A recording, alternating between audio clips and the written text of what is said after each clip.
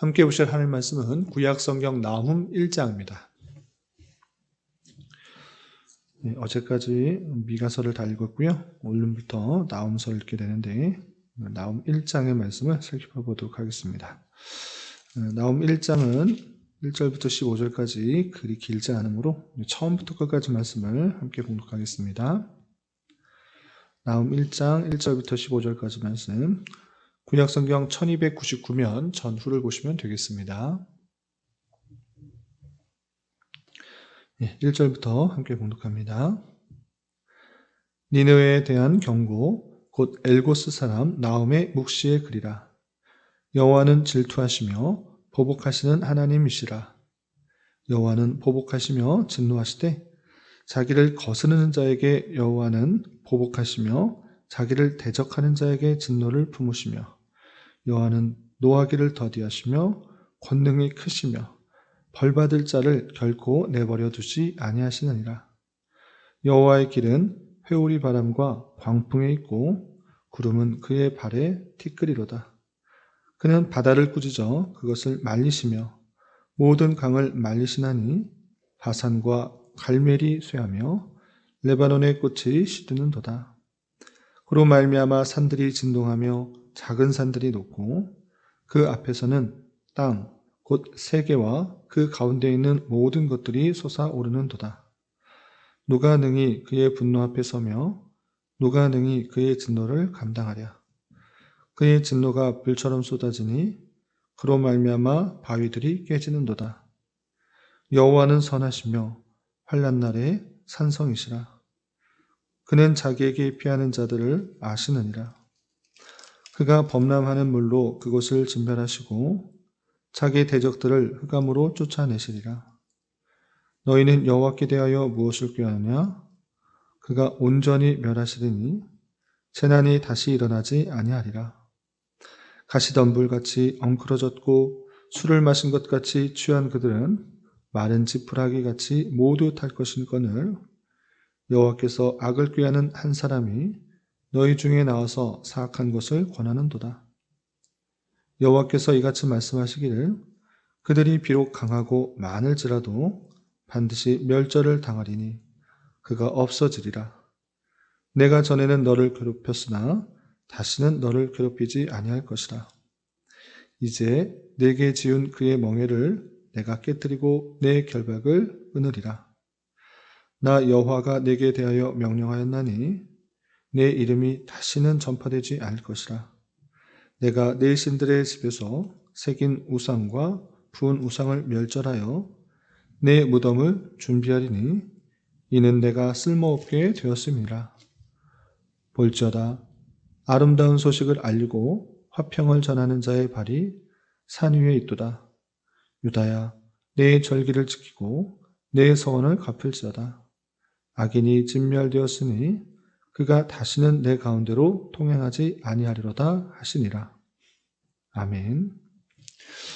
감사합니다. 오늘 함께 살펴볼 하나님 말씀은 나훔 1장입니다. 오늘부터 나훔서의 말씀을 읽어나가기 때문에 나훔의 계열을 잠깐 살펴보고 오늘 본문을 통해서 교훈받도록 하겠습니다.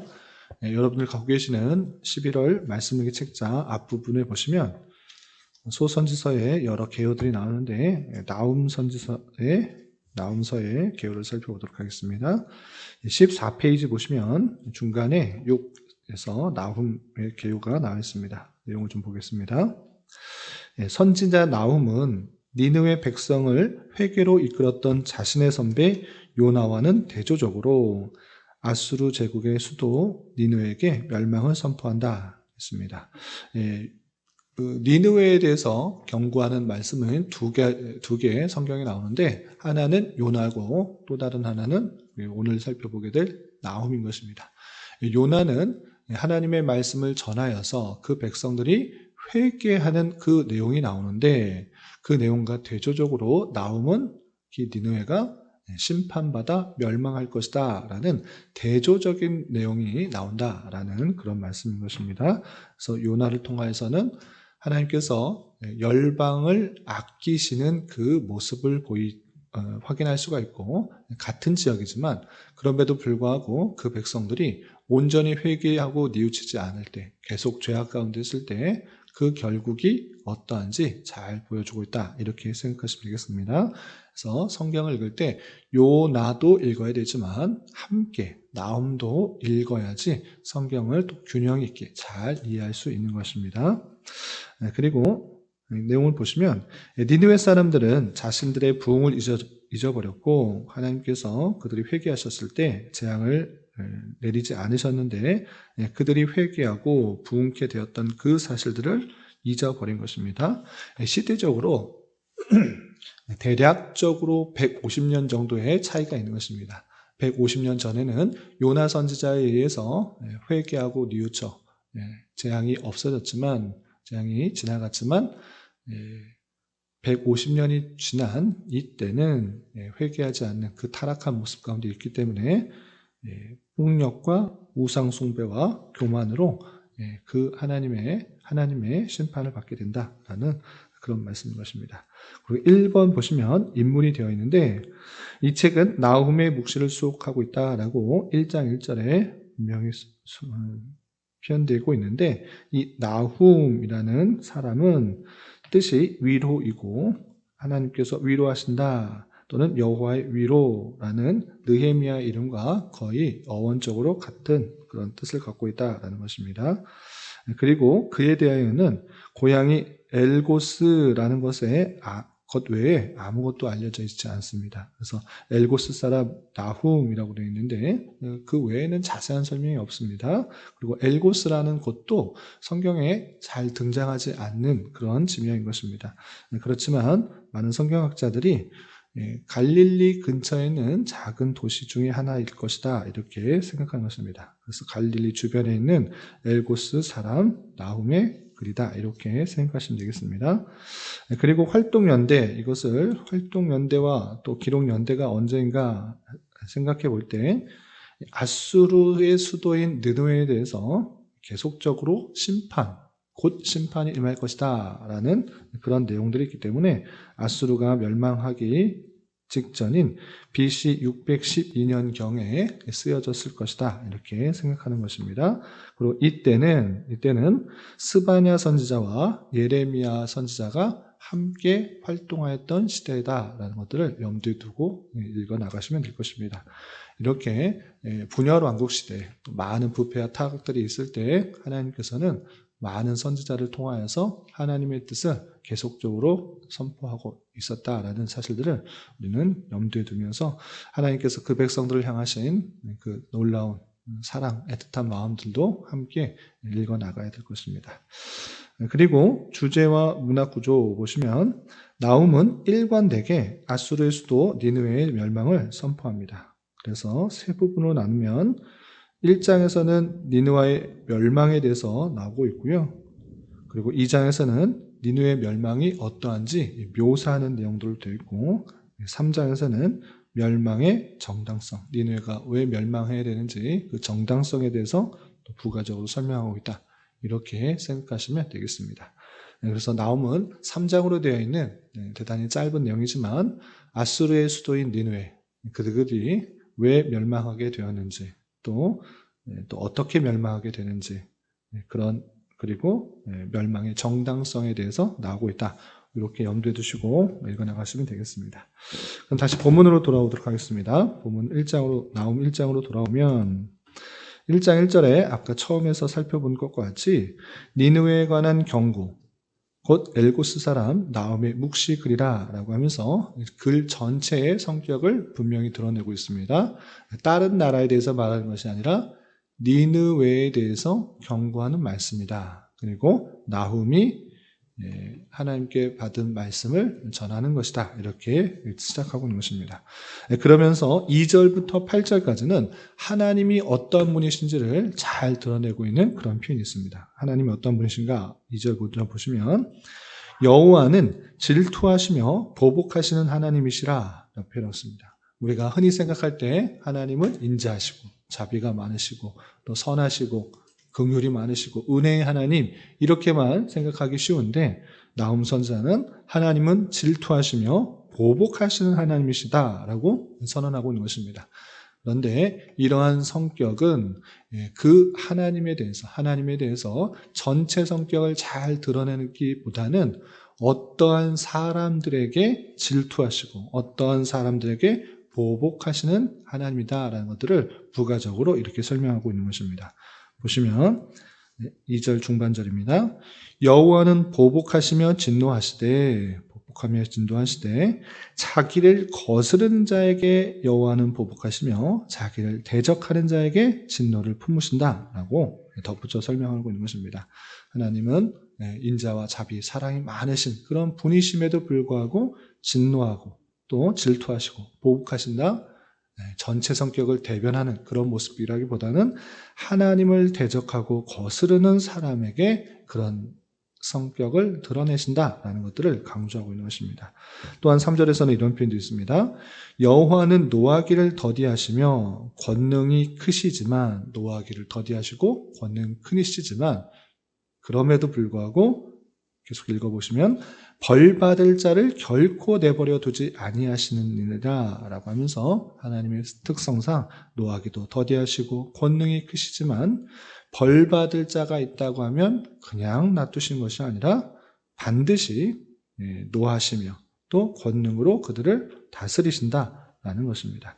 그러면서 하나님의 그 능력이 얼마나 큰지 4절, 5절 이렇게 표현하고 있습니다. 4절, 5절 보시면 그는 바다를 꾸짖어 그것을 말리시며 모든 강을 말리시나니 바산과 갈멜이 쇠하며 레바논의 꽃이 시드는도다. 그로 말미암아 산들이 진동하며 작은 산들이 녹고 그 앞에서는 땅 곧 세계와 그 가운데 있는 모든 것들이 솟아오르는도다 라고 하면서 하나님께서 이 창조 세계의 모든 것들을 주장하셔서 다스리시는 그 전능의 하나님이시다.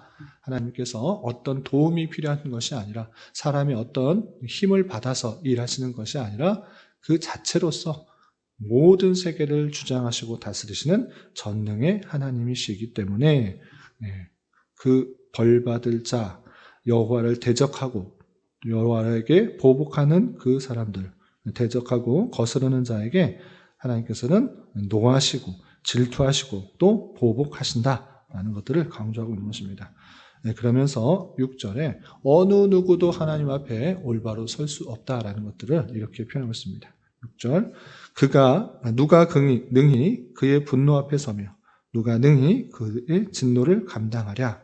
그의 진노가 불처럼 쏟아지니 그로 말미암아 바위들이 깨지는도다 라고 하면서 하나님이 진노하시고 분노를 내시면 어느 누구도 설 수 없는 그런 존재일 수밖에 없는 그 모습들을 강조하고 있습니다. 그런데 이 하나님에 대해서 왜 이렇게 말씀하시는가 라고 할 때 그것은 다름 아니라 서두에도 말씀드렸다시피 니느웨가 이스라엘 백성들, 하나님의 택하신 백성들과의 관계에 있어서 더 큰 죄악, 아주 큰 죄악들을 범하였기 때문에 이 하나님의 진노의 성격, 또 분노하시는, 또 심판하시는 그 성격들을 드러내고 있는 것입니다. 그래서 9절 이하 보면 이스라엘 백성들이 니느웨 아수르 사람들로부터 많은 핍박과 고난을 받으면서 힘들어했던 모습들이 잘 드러나고 있는 것입니다. 먼저 9절을 보시면 이렇게 되어 있습니다. 9절 너희는 여호와께 대하여 무엇을 꾀하느냐? 그가 온전히 멸하시리니 재난이 다시 일어나지 아니하리라 했습니다. 여기서 주의해야 될 표현이 있는데 그래서 너희라는 2인칭이 나오는데 이 너희라는 표현이 어떨 때는 유다 백성들에게 또 어떨 때는 아수르에게 설명되고 있는데 혼돈될 수 있으나 문맥을 쭉 읽어보면 이 표현은 아수르에 대한 것이고 이 표현은 유다에 대한 표현이라는 것을 읽어나갈 수 있습니다. 여기서 나오는 9절에서 나오는 너희는 유다 백성들인 것입니다. 유다 백성들이 아수르로부터 많은 공격과 또 핍박을 받자 하나님께 대하여 또 많은 것을 꾸미고 어떻게 해야 되나 이렇게 고민 가운데 있을 때 하나님께서는 하나님께서 그 니느웨를 아수르를 완전히 멸하실 거기 때문에 재난이 다시 일어나지 않을 것이다 라고 위로하고 계시는 것입니다. 계속해서 보시면 10절 11절 가시덤불같이 엉클어졌고 술을 마신 것 같이 취한 그들은 마른 지푸라기 같이 모두 탈 것이거늘 여호와께서 악을 꾀하는 한 사람이 너희 중에 나와서 사악한 것을 권하는도다 라고 하면서 니느웨가 지금은 강성하여서 계속해서 그 백성들을 괴롭히는 것 같아 보이지만 그 백성들은 가시덤불같이 엉클어지고 마른 지푸라기같이 모두 탈 것이니까 걱정하지 말라라는 것입니다. 또 12절을 보시면 여호와께서 이같이 말씀하시기를 그들이 비록 강하고 많을지라도 아수르의 그 백성들이 그 군사들이 비록 강하고 많을지라도 반드시 멸절을 당하리니 그가 없어지리라 라고 다시 한번 강조하고 있습니다. 그리고 그들이 어떻게 했는가 이렇게 표현하고 있습니다. 12절 하반절에 내가 전에는 너를 괴롭혔으나 다시는 너를 괴롭히지 아니할 것이라. 이제 내게 지은 그의 멍에를 내가 깨뜨리고 내 결박을 끊으리라 라고 하면서 아수르가 계속해서 그 백성들을 괴롭혔지만 다시는 괴롭게 하지 못한다. 이렇게 표현하고 있는 것입니다. 그리고 14절에 그 백성들이 어떤 모습 가운데 있었는지, 니느웨의 백성들이 어떤 모습 가운데 있었는지 또 구체적인 죄를 더하여서 이렇게 표현하고 있습니다. 14절 나 여호와가 내게 대하여 명령하였나니 아수르 백성들에게 명령하였느니 내 이름이 다시는 전파되지 않을 것이라. 내가 내 신들의 집에서 새긴 우상과 부은 우상을 멸절하여 내 무덤을 준비하리니 이는 내가 쓸모없게 되었음이라 라가면서 아수르에 대해서 다시 그 이름들이 그 나라의 이름이 전파되지 않을 것이다. 그리고 너희가 섬겼던 그 우상들 내가 다 멸절하여서 다 쓸모없게 하겠다라고 표현하고 있는 것입니다. 아수르는 약 150년 전에 요나 선지자를 통하여서 그 백성들의 죄를 회개하며 하나님 앞에 자복하고 또 나아가는 그 모습들이 있었지만 150년 정도 지난 이후의 모습은 어땠습니까? 유다 백성들에 대해서 다시 핍박하고 괴롭게 하고 약탈하는 그 모습들 있을 뿐만 아니라 하나님 외에 다른 신들을 섬기는 그 모습들이 있었기 때문에 하나님께서는 그 이름이 다시는 기억되지 않도록 멸절할 뿐만 아니라 그 우상들을 다 심판하시겠다 이렇게 말씀하시는 것입니다. 또한 마지막 15절을 보시면 그럼에도 불구하고 하나님께서 그 유다 백성들을 얼마나 사랑하시는지를 다시 한번 알려주면서 그 니느웨 백성들처럼 사는 것이 아니라 하나님께서 주신 말씀 가운데 더욱더 살도록 이렇게 교훈하고 계시는 것입니다. 15절 보시면 볼지어다 아름다운 소식을 알리고 화평을 전하는 자의 발이 산 위에 있도다. 유다야 내 절기를 지키고 내 서원을 갚을지어다. 악인이 진멸되었으니 그가 다시는 내 가운데로 통행하지 아니하리로다 하시니라 라고 하면서 아수의 멸망 소식을 전한 그 모든 것들을 들었으니 너희는 그 백성들처럼 그렇게 우상 숭배하고 잘못된 길로 감으로 심판받지 말고 절기를 지키고 서원을 갚으라 라고 하는 것입니다. 하나님의 말씀대로 사는 삶, 오직 하나님만을 의지하고 하나님께서 주시는 힘으로 살아가는 그 모습들, 우상에게 기웃거리는 것이 아니라 오직 하나님께서 주신 말씀 가운데 하나님만을 의지하고 하나님께 고백하고 다짐하였던 모든 것들을 온전히 지키는 삶을 살아가라 라고 이렇게 촉구하고 있는 것을 보게 됩니다. 여기까지가 1장의 말씀인데 이를 통해서 교훈받을 수 있는 것들을 두 가지로 정리하겠습니다. 첫 번째, 니느웨에 대한 심판이 분명히 선언되었다라는 것들을 기억해 봐야 될 것입니다. 이전에는 그 백성들이 회개하고 뉘우쳤으나 다시 한번 죄악 가운데 빠졌습니다. 어떤 죄악이었습니까? 첫 번째는 하나님의 택하신 백성들을 강탈하고 압제하고 힘들게 하였다라는 것입니다. 하나님의 택하신 백성들을 무시하고 조롱하고 약탈하는 그 모습들, 그리고 두 번째는 우상 숭배의 모습이 있었기 때문에 그들의 죄로 말미암아 하나님을 대적한 것이기 때문에 심판하신다라는 사실들을 우리는 확인하게 되는 것입니다. 이러한 것처럼 하나님을 알지 못하고 하나님을 거스리고 대적하고 하나님의 택하신 백성들을 무시하고 약탈하고 강탈하는 이 세상의 결말을 아는 자로서 삶을 살아가야 될 것입니다. 우리가 이 땅을 살아가면서 하나님을 알지 못하고 또 하나님을 대적하고 무시하고 또 그 백성들을 하나님의 교회를 무시하는 세상의 사람들이 지금 당장에는 득세하고 번성해 보이는 것 같아 보이지만 그들이 회개하고 뉘우치지 않는다고 하면 하나님의 심판이 있을 것이라는 그 사실들을 굳게 믿고 살아가야 되는 것입니다. 우리의 힘으로가 아닐지라도 이 전능의 하나님께서 하나님의 방법으로 하나님의 때 심판하시는 줄 알아 우리는 그 세상에 너무 위축되는 것이 아니라 그 세상 속에 있어서도 하나님의 그 통치 가운데 그 세상의 심판을 아는 자로서 더욱 담대하게 살아가는 자가 되어야 될 것입니다. 그리고 한 가지 더 교훈을 드리자면 그 백성들을 하나님께서 세상의 심판을 하신 이후에 그 백성들에게 촉구하는 것이 무엇인가를 잘 살펴야 될 것입니다. 그것은 절기를 지키고 내 소원을 갚을지어다 이렇게 표현하고 있는 것입니다. 하나님께서 그 백성들에게 원하시는 것은 하나님의 말씀에 순종하는 삶 그리고 하나님께 기도하고 다짐하고 서원하였던 모든 약속들을 지켜가는 삶 그것을 촉구하고 있는 것을 보게 됩니다. 그러므로 이런 말씀에 따라 하나님께서 우리에게 주신 말씀이 무엇인가 또 이 땅에서 내 주어진 자리에서 어떤 일들을 하고 어떻게 생활하는 것이 하나님께서 원하시는 일인지 말씀을 부지런히 살피고 그 뜻대로 나아가기 힘써야 될 것입니다. 그리고 서원하였던 모든 것들이 하나님 앞에 다짐하였던 모든 것들 또 고백하였던 모든 것들을 더욱더 잘 지키기에 힘써야 될 것입니다. 이런 말씀의 교훈에 따라 오늘 하루 남은 한 평생 힘있게 살아갈 수 있는 저와 여러분이 되시기를 주님의 이름으로 부탁을 드립니다. 기도하겠습니다. 하나님 아버지 감사합니다. 오늘 말씀을 통하여 니느웨를 향하신 하나님의 진노와 선민을 향하신 하나님의 위로의 말씀을 살펴보았습니다.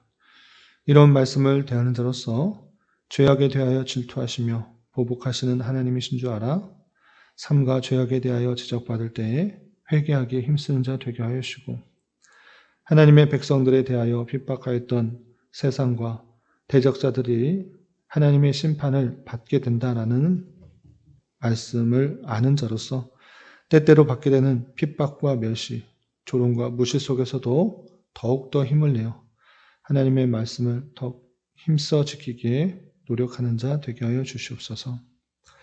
주님, 11월은 결산과 계획이라는 주제로 한 달을 보내고 있습니다. 한 해를 정직하게 되돌아보며 내년을 잘 보완하여 계획하게 하여 주시고 주님의 교회를 더욱더 든든히 잘 세워나갈 수 있도록 은혜를 더하여 주시옵소서.